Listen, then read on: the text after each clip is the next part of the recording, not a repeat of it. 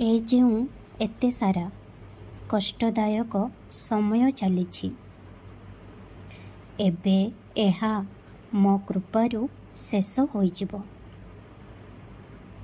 ଆଜି ମୁଁ ତୁମକୁ ଆଶୀର୍ବାଦ ଦେଉଛି।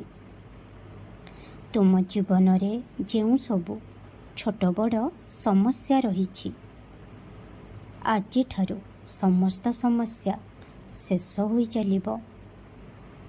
ତାହାର ଆରମ୍ଭ ହୋଇସାରିଛି। ସବୁକିଛି ତୁମ ସପକ୍ଷରେ ହେବ, କାହିଁକି ନା ମୁଁ ତୁମ ପାଇଁ ଲଢ଼ୁଛି।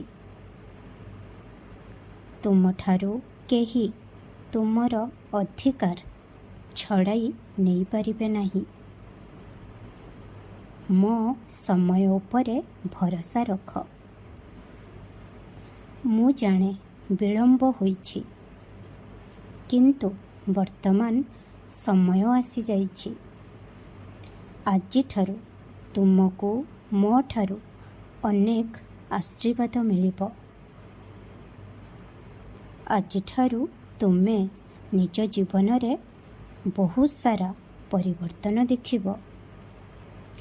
ଯଦି ତୁମେ ମୋର ଇଚ୍ଛାକୁ ଅନୁସରଣ କର, ମୋ ଇଚ୍ଛା ଅନୁସାରେ ବାଟ ଚାଲ, ତେବେ ତୁମେ ମୋତେ ସର୍ବଦା ଅନୁଭବ କରିବ।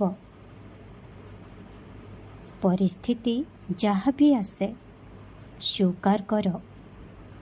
ଏହା ଭାବିନିଅ ଯେ ଏଥିରେ ମୋ ବାବାଙ୍କର ଇଚ୍ଛା ରହିଛି। ଦେଖିବ ଜୀବନ ସରଳ ହେବ ଏବଂ ତୁମକୁ ଦୁଃଖ ମଧ୍ୟ ହେବ ନାହିଁ। ଆଜି ତୁମେ ନିଜ ଜୀବନର ଲକ୍ଷ୍ୟ ଦିଗରେ ଗୋଟିଏ ପାଦ ବଢ଼ାଅ, ଏକ ପଦକ୍ଷେପ ନିଅ। କେଉଁଟି ଠିକ୍ ଏବଂ କେଉଁଟି ଭୁଲ ମଧ୍ୟରେ ପାର୍ଥକ୍ୟ କରିବା ଶିଖ। ସର୍ବଦା ସତ୍ୟ ଏବଂ ସଚ୍ଚୋଟତାର ରାସ୍ତା ବାଛ।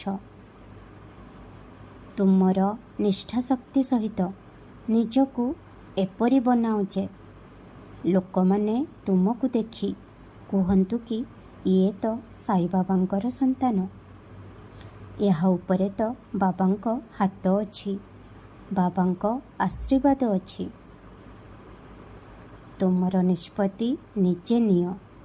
ମୁଁ ତୁମକୁ ମାର୍ଗଦର୍ଶନ କରିବି, କିନ୍ତୁ ତୁମକୁ ବାଛିବାକୁ ପଡ଼ିବ। ମନେ ରଖ ଯେ ସର୍ବଦା ମୁଁ ତୁମ ସହିତ ଅଛି। ଖୁସିରେ ରୁହ। ଓମ୍ ସାଇ ରାମ, ଜୟ ସାଇ ରାମ।